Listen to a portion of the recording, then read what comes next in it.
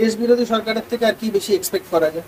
দেখুন, ব্রাত্য বসু চিরকাল ভারত বিরোধী মনোভাব পোষণ করে, যে চোর তৃণমূল মানেই চোর, চোর মানেই তৃণমূল।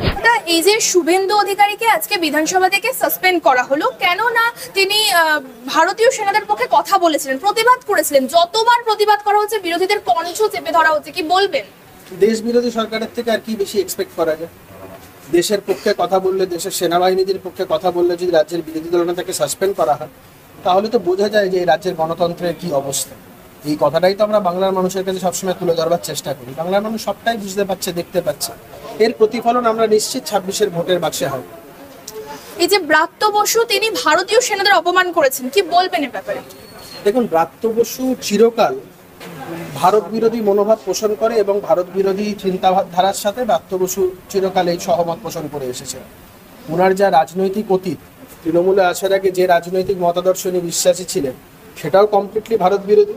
আজকে মমতা বন্দ্যোপাধ্যায় দলের সাথে সম্পৃক্ত, সম্পূর্ণ ভারত বিরোধী মানসিকতা নিয়ে চলেন। এই ধরনের মানুষজনের থেকে এর থেকে বেশি কিছু আশাও কেউ করে।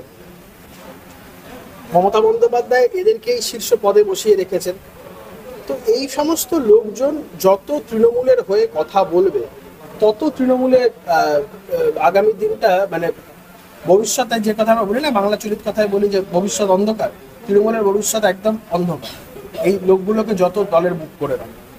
জীবন কৃষ্ণ সাহার ক্ষেত্রে দেখা যাচ্ছে যে তিনি কোটি কোটি টাকার দুর্নীতি করেছেন, এটা উঠে এসেছে। চন্দ্রনাথ সিনহার নামও কিন্তু চার্জশিটে উঠে এসেছে।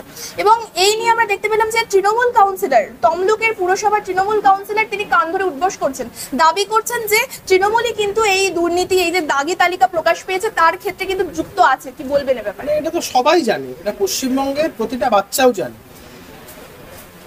যে চোর তৃণমূল মানেই চোর, চোর মানেই তৃণমূল। যত চুরি জোচ্চুরি পশ্চিমবঙ্গে সবকিছু এই শাসক দলের পৃষ্ঠপোষকতা। এটা নতুন কিছু নয়, এটা দীর্ঘদিন ধরে এই রাজ্যের মানুষ দেখে আসছেন। যত চুরি, সেটা চাল চুরি হোক, ট্রিপল চুরি হোক, সেটা চাকরি চুরি হোক, সেটা গরু চুরি হোক, সেটা বালি চুরি হোক, সেটা কয়লা চুরি হোক, সব কিছুর সাথে তৃণমূল কংগ্রেস বা তার দলের নেতৃত্বে হচ্ছে কি অঙ্গাঙ্গিকভাবে জড়িত। আর এরা যে এত টাকা তুলেছে, এই টাকার ভাগ সর্বোচ্চ নেতৃত্বের কাছেও পৌঁছেছে। তাই তৃণমূলের মাথা থেকে পা পুরোটাই হচ্ছে গিয়ে দুর্নীতিগ্রস্ত, এবং সবাই হচ্ছে গিয়ে দুর্নীতিতে আবদ্ধ হয়ে আছে। কিছু করার নেই, এটাই পশ্চিমবঙ্গের ভবিতব্য। বিধানসভার ক্ষেত্রে আমরা এতদিন দেখতে পেতাম যে বিজেপিরা কিন্তু সিকিউরিটি গার্ড নিয়ে ঢুকতে পারতো না, কিন্তু এখন থেকে তৃণমূল বিধায়করাও কিন্তু সিকিউরিটি গার্ড নিয়ে ঢুকতে পারছেন না। তো এক্ষেত্রে কি মনে করছেন যে এটা বিজেপির বড় জয় বলে? এটাই তো বিধানসভার বিরোধী দলনেতা বলেছেন। উনি তো বলেননি যে উনি কালকে যেটা বলেছেন খুব স্পষ্টতভাবে, সেটা হচ্ছে মামলাটা করা হয়েছিল এটার জন্য না যে তারা সিকিউরিটি নিয়ে ঢুকতে পারছে না। যে আইনটা দুজনের জন্য আলাদা হবে কেন? পশ্চিমবঙ্গ পুলিশ যারা রাজ্যের নেতাদের যাদের সিকিউরিটি দিচ্ছে, তারা বিধানসভায় ঢুকতে পারবে। কেন্দ্রীয় বাহিনী নেওয়া যে সমস্ত এমএলএরা বা ভারতীয় জনতা পার্টির যারা রয়েছেন, বিধায়ক বলুন, বিরোধী দলনেতা বলুন, মুখ্য সচেতকরা বলুন, তারা ঢুকতে পারবেন। এটা কেন? এক জায়গায় দুটো আইন কেন হয়? তো এটা মামলা করা হয়েছিল এবং এটা সত্যিই তো বড় জয়, এবং সেই জন্য তাদেরকেও এখন থেকে ঢুকতে দেওয়া হবে না। এবং সেটা আমরা মনে করি এটা রাজনৈতিকভাবে আমাদের খুব বড় জয়, এবং কোর্টের ইন্টারভেনশনকে আমরা স্বাগত জানাই।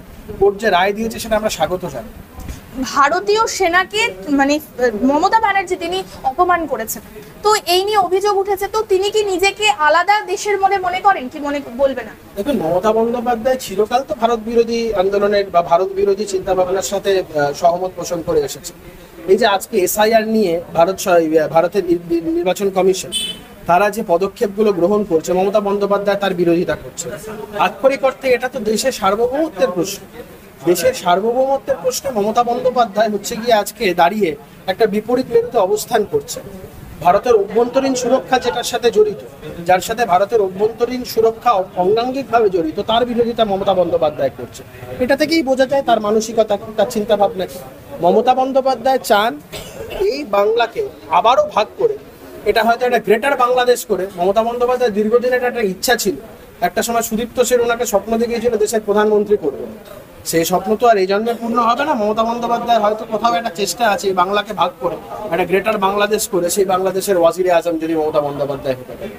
আমার সর্বশেষ প্রশ্ন, যে এসআইআর নিয়ে এত মাথা ব্যথা কিসের মমতা ব্যানার্জি? তিনি কি ভয় পেয়েছেন এসআইআর? মমতা বন্দ্যোপাধ্যায় এই সমস্ত ভুতুরে ভোটারদের উপরে ভর করেই মমতা বন্দ্যোপাধ্যায় শাসন ব্যবস্থায় রয়েছেন বা শাসক হিসাবে রয়েছেন। মমতা বন্দ্যোপাধ্যায়ের ভয় হচ্ছে এই সমস্ত ভুতুরে ভোটারদের যদি আজকে ভোটার লিস্ট থেকে বাদ দিয়ে দেওয়া হয়, উনি ক্ষমতায় থাকতে পারবেন না। তাই একটা মরণ কামড় দেওয়ার চেষ্টা করছেন, একটা শেষ লড়াই দেওয়ার চেষ্টা করছেন, যেটা কোনো মতে ঢোপে টিকবে না। মমতা বন্দ্যোপাধ্যায়ের হিম্মত হবে না এই গোটা প্রক্রিয়াটাকে আটকানো।